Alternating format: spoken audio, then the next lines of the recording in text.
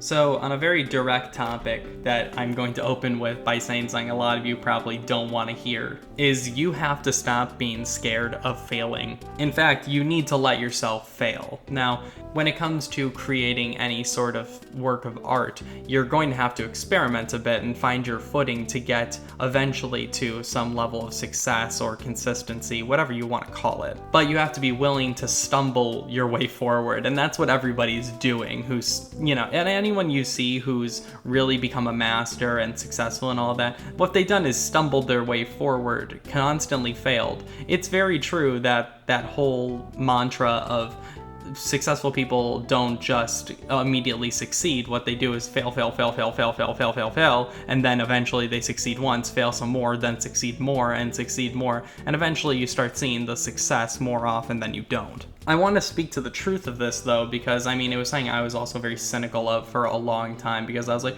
it doesn't seem like this guy stumbled that much, but that's not true. That's just bitter cynicism on my side.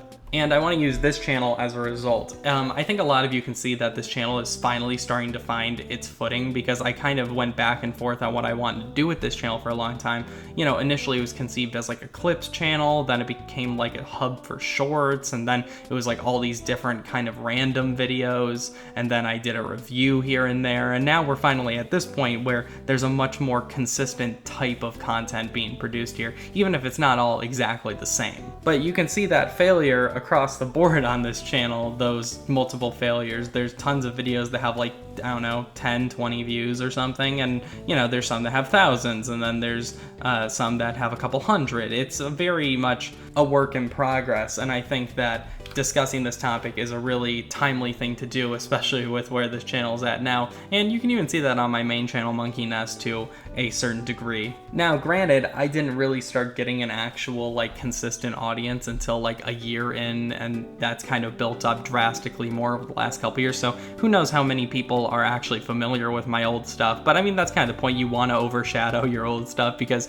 ideally you should look at stuff you made, a couple years ago, a couple months ago, even maybe a couple weeks ago if you're really progressing, and look at that and go, oh wow, that's awful. Of course, it's so obvious why that didn't work. And that can be seen on Monkey Nest, because there were Let's Plays, random meme videos, the Drama Wednesday videos, which I don't even do anymore, really, serious topic videos, all that kind of, it was a very eclectic mix. And for quite a while, that's what I wanted to be, this weird smorgasbord of like a bunch of different types of mother content, be kind of like an Earthbound circus almost. But then I realized that doesn't work, because you need to build some form of consistency between you and your audience so they know what to expect, because if people don't know what to expect, you're constantly going to be shooting blanks with each project you do, because you just have no direction yourself. I want to be clear that this doesn't come down to these are the steps you have to follow if you want to get thousands of views on YouTube.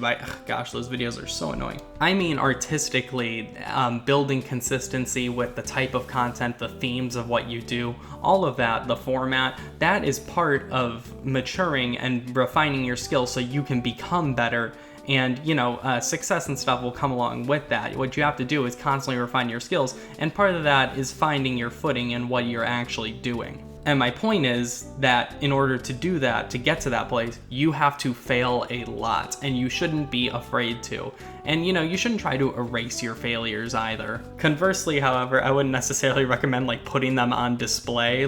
You don't need to add arrogance to this process by having to show everyone every time you fail. But my point is that you don't have to be afraid of it. It's part of the process, it's what everyone has to do, and it's what's going to lead you to being better, because you're going to start building a portfolio, like a gallery, an art museum, basically, of your failures that you can look through and go, hey, that didn't work, why didn't that work? And eventually when you deduce why, you can then improve it and become better. It's very true when people tell you don't give up after failures, keep getting up and keep going. Because as often as we characterize these things as failures, I would say they're more just like a stepping stone on your journey. I'd say you only really failed at something when you completely give it up. Now, that's not the same as refining it or changing direction or something. I mean giving up full on.